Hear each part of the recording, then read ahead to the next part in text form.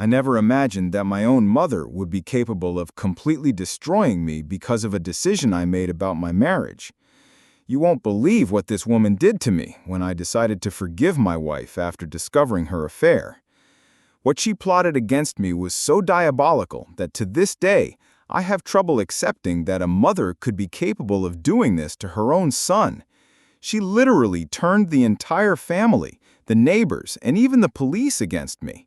And it all started because I chose to save my marriage instead of getting revenge on my wife. Before I continue this story that's going to leave you outraged, subscribe to the channel and hit that like button. This is very important because YouTube's algorithm needs to know that you enjoy this type of content, so I can bring you more real stories like this one. And tell me in the comments, do you believe a mother could be capable of destroying her own son out of revenge? Because after you hear what happened to me, you'll understand that some people have no limits when they feel crossed. Now, let me tell you how it all started and how my mother became my greatest enemy. I've been married to Carol for 8 years, and we have 2 children, Peter, who's 6, and Sophia, who's 4. I always had a very close relationship with my mother, Mrs. Marlene, who from the beginning of our relationship never really liked Carol. She always thought my wife wasn't good enough for me, that she was a gold digger and manipulative. I defended Carol, of course, but I admit that sometimes my mother was right about certain attitudes from my wife.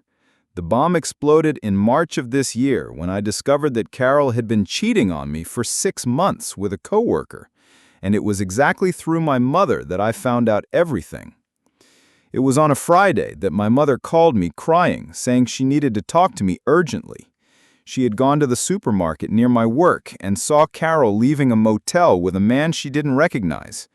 My mother was in shock, took photos discreetly, and came straight to tell me. When I saw the photos on her phone, I felt the world collapse.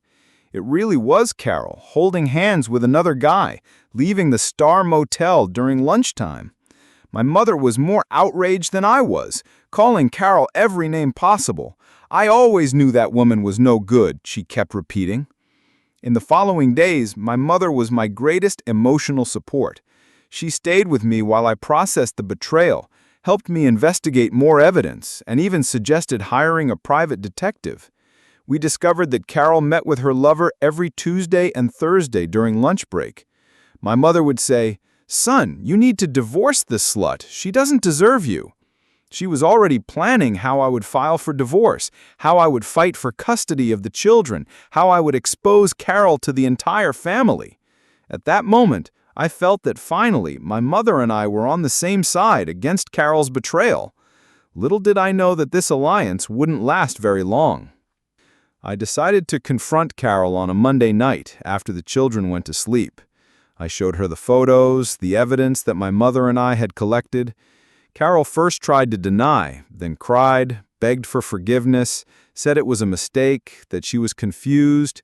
She swore she only loved me, that the affair was over, that it would never happen again. I was destroyed, but at the same time, I felt I still loved this woman. My mother called in the middle of the conversation, wanting to know how the confrontation was going. When I told her that Carol was asking for forgiveness, she screamed on the phone, "Don't believe that liar! Divorce that bitch right now!" But something in me still wanted to fight for the marriage. I spent an entire week thinking, talking with Carol, seeing her cry, apologize, promise she would change. She definitively ended things with her lover, changed apartments at work, started individual therapy. I could see her effort, and mainly I thought about our children. I didn't want to destroy the family over one mistake, even if it was serious. The following Sunday, I made the decision that would change my life forever. I decided to forgive Carol and try to rebuild our marriage. I called my mother to tell her about the decision. The silence on the other end of the line lasted almost a minute. When she spoke, her voice was ice cold. "You're making the biggest mistake of your life, son." At that moment, I felt that something had changed forever. My mother came to our house the next day, Monday, furious, like I had never seen her. She screamed at me in front of Carol, called me weak, an idiot, blind. "You're going to regret this stupid decision bitterly," she yelled.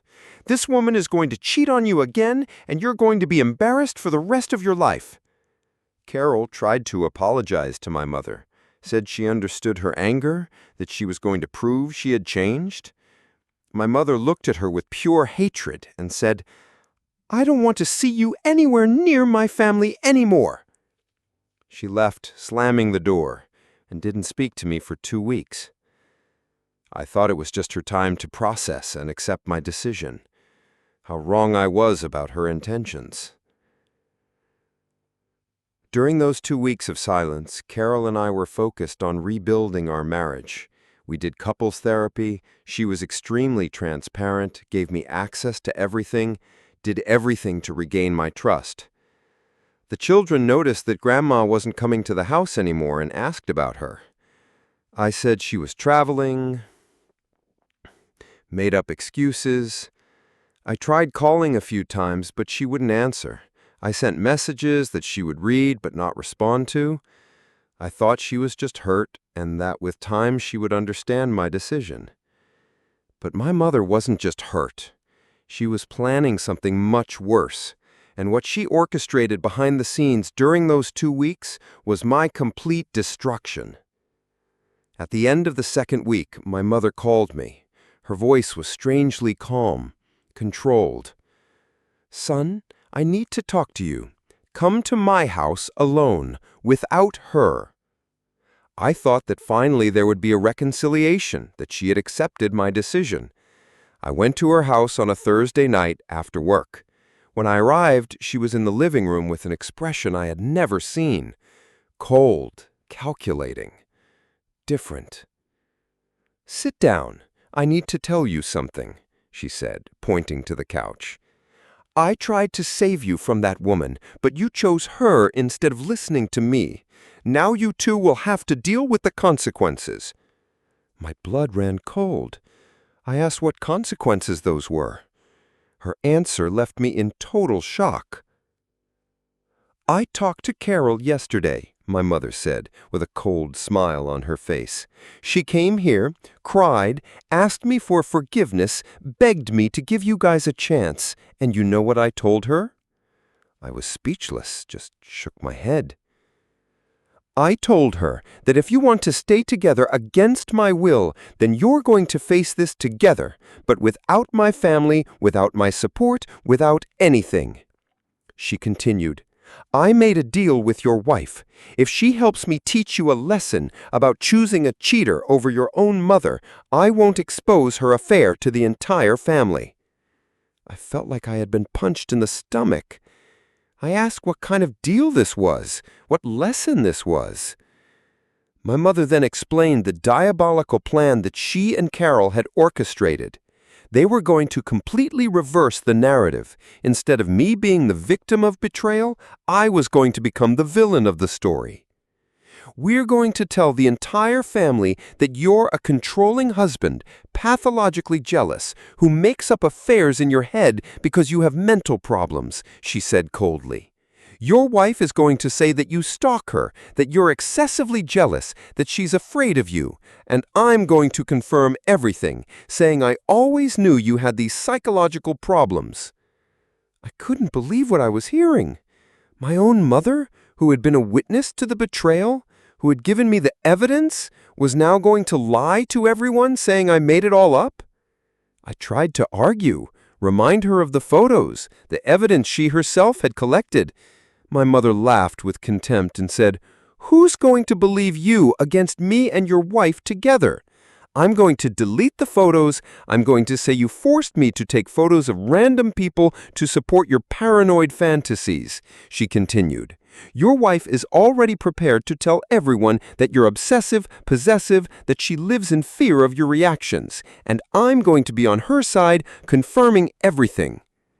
I asked why she was doing this to me, her own mother.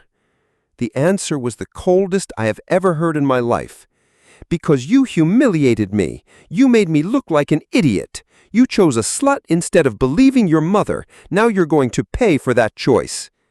It was pure revenge disguised as a moral lesson. The following Saturday, my mother put the plan into action. She called my sister, My brother, my uncles, cousins, the entire extended family. She told them she was worried about me, that I was having episodes of pathological jealousy with Carol. She said I was accusing my wife of cheating without any proof, that I was stalking her, that I was making jealous scenes in public. My sister called me worried. Bro, Mom said you're acting very strange, that you're accusing Carol of absurd things. Are you okay? I tried to explain the truth, but she said, Mom would never lie about something like this. You need to get help. In 2 days, my entire family was looking at me as if I were a dangerous mental patient. Carol jumped head first into my mother's plan. She started avoiding physical contact with me, acting as if she was afraid when I got close. In front of the children, she would sigh loudly and say things like, "Daddy is nervous, you better stay quiet." When I questioned her, she would say, "You see, you're getting agitated again. Your mother was right about you." In couples therapy, she completely changed her story. She told the therapist that I was obsessive, that I made up affairs, that she was afraid of my reactions. The therapist started looking at me with suspicion, suggesting I seek individual psychiatric help. I was living a nightmare where my entire reality had been inverted. The woman who cheated on me was now the victim, and I was the aggressor in the story. My mother and Carol intensified the campaign against me. They talked to neighbors, told the parents of the children's friends at school, spread to everyone that I had serious mental problems. My mother would say, "I'm worried about my grandchildren. Their father is becoming dangerous." Carol would add, "He has pathological jealousy, makes things up, accuses me of cheating for no reason at all." The neighbors started greeting me with pity, as if I were sick. At the children's school, teachers started asking indirect questions about how the environment at home was. I realized that our entire social network was being poisoned against me by these two diabolical women. Within a month, I was completely socially isolated. Friends stopped inviting me to barbecues and gatherings. When I showed up at some family event, everyone treated me with a mixture of pity and fear. My brother took me aside at a birthday party and said, "Dude, everyone is worried about you. Mom and Carol said you're having episodes, that you need medical help." When I tried to explain the truth about the affair, he shook his head. "Bro, what you're saying is exactly what they said you would say, that you would make up cheating stories to justify your behavior." It was impossible to defend myself because anything I said confirmed the narrative they had created about me. I realized that my mother and Carol were preparing something bigger when I started noticing they were meeting regularly. Carol would leave the house saying, "She's going to talk to your mother-in-law to try to help you." They would spend hours together, planning the next steps. I discreetly installed an app on Carol's phone and discovered the messages between them. It was scary. They planned situations to provoke me, discussed how they would make me snap in public, agreed on versions of stories to tell people. In one message, my mother wrote, "Need more evidence of his behavior. Next fight, record everything." Carol replied, "I'm already doing that. I have several recordings of him agitated." I was being documented and manipulated to look like an aggressor. The final trap was set on a Friday in December. Carol came home and started provoking me, making comments about me being jealous, paranoid, sick. She knew exactly which buttons to push to make me nervous. When I lost my patience and started yelling, I discovered she was recording everything on her phone. "You see, you really are aggressive," she yelled back. The children started crying because of our argument. Carol grabbed the kids and said, "Mommy is going to take you to Grandma's house because Daddy is very nervous." She left the house with the children, leaving me alone and furious. That night, I still didn't know, but they were putting the final phase of their plan to completely destroy me into practice. During the weekend, my mother and Carol stayed with the children at her house. They wouldn't answer my phone calls, wouldn't respond to messages. On Sunday, I tried to go there to get my children, but my mother wouldn't open the door. I yelled from the gate, desperate to see the children. The neighbors came out to see what was happening. It was exactly what they wanted, a public scene where I looked like an uncontrolled man chasing his family. My mother filmed everything from the window, including my desperate screams asking to see my children. The next day, Monday, Carol came home with a victorious expression on her face. "Your behavior over the weekend proved that you really are dangerous," she said coldly. "Now I'm going to take the necessary measures to protect our children." I knew the fatal blow was coming. On Tuesday morning, while I was at work, Carol and my mother went to the women's police station. They brought the recordings they had made of me agitated, the videos of me yelling at the gate, and a completely fabricated report about psychological domestic violence. Carol told the officer that I was obsessive, controlling, that she lived in fear, that I stalked her and the children. My mother confirmed everything as a witness, saying that her own son was dangerous and that she feared for the safety of her daughter-in-law and grandchildren. With two women telling the same story, the officer didn't hesitate to believe them. What they achieved that day was something I never imagined was possible: a protective order against me, issued based on the joint complaint from my mother and wife together. On Wednesday afternoon, 2 police officers showed up at my work to notify me of the protective order. The humiliation was public and devastating. All my colleagues saw the police approaching me, handing me the papers, explaining that I was prohibited from approaching my own family. I tried to explain that it was all lies, that my wife had cheated on me and was now getting revenge. But the officer said, "Sir, your mother and your wife filed the complaint together. 2 women wouldn't make up a story like this." The protective order prohibited me from getting within 300 meters of my house, the children's school, Carol's workplace. Instantly, I became a stranger in my own life. My mother had managed to completely separate me from my children, using the law itself against me. Carol changed the locks on the house the same day. When I tried to get my clothes, she met me at the door with her phone in hand, filming everything, saying loudly, "You can't be here, there's a protective order." All the neighbors watching, seeing me as an aggressor being expelled from home. She threw some clothes in a bag and said, "This is all you take. The rest stays for your children that you abandoned." My mother was there too, filming, making sure everything was documented as if I were a violent man being contained by the authorities. The most painful part was when my children appeared at the window, crying, not understanding why Daddy was going away. Carol told them, "Daddy needs to get treatment because he's sick." At that moment, I understood that I had lost not only my house, but my children. I tried to hire a lawyer to reverse the situation, but the protective order made everything difficult. How was I going to prove I was innocent if I couldn't even get close to my own children? The lawyer told me that cases involving complaints from one's own mother are extremely rare and very serious. If your mother and your wife are together against you, the justice system is going to take this very seriously. I tried to show evidence of Carol's affair, but it had all been deleted. My mother denied taking any photos, said I had forced her to do it during one of my paranoid episodes. I looked for the private detective I had hired, but my mother had already talked to him, saying I had mental problems and that she had helped me investigate fantasies to calm me down. Everyone believed them because, after all, what mother would lie about her own son? News of the protective order spread like wildfire. At work, I was called to HR for a conversation about your personal situation. They explained that the company was concerned about my emotional stability and that I would be temporarily removed for treatment. At the gym, at the supermarket, on the street, people looked at me differently. Some whispered when I passed by.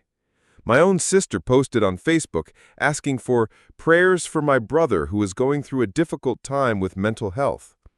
The narrative was complete. I was officially the violent man who had jealous episodes and stalked his family. Carol and my mother had managed to transform a victim of betrayal into the aggressor of the story. Their revenge was more effective than any physical aggression could have been. I could see from Carol's Instagram stories that she and my mother were meeting regularly, always smiling, always together. My mother, who supposedly hated Carol because of the affair, now treated her like a daughter. They went to the mall together, had lunch out, took the children for walks. Comments from family members appeared in the stories, praising how my mother was protecting her daughter-in-law and grandchildren from the difficult situation. Carol posted photos with the caption, "Grateful for the mother-in-law God gave me, my safe harbor in this moment." The irony was revolting. The woman who cheated on her son was being celebrated by the mother as a suffering saint. They had not only destroyed me, but were being congratulated by the entire family for it. Their revenge included being seen as heroes of the story. 6 months later, the consequences of my mother's and Carol's revenge were still destroying my life. I lost my job permanently. The company didn't want to keep an employee with a history of domestic violence.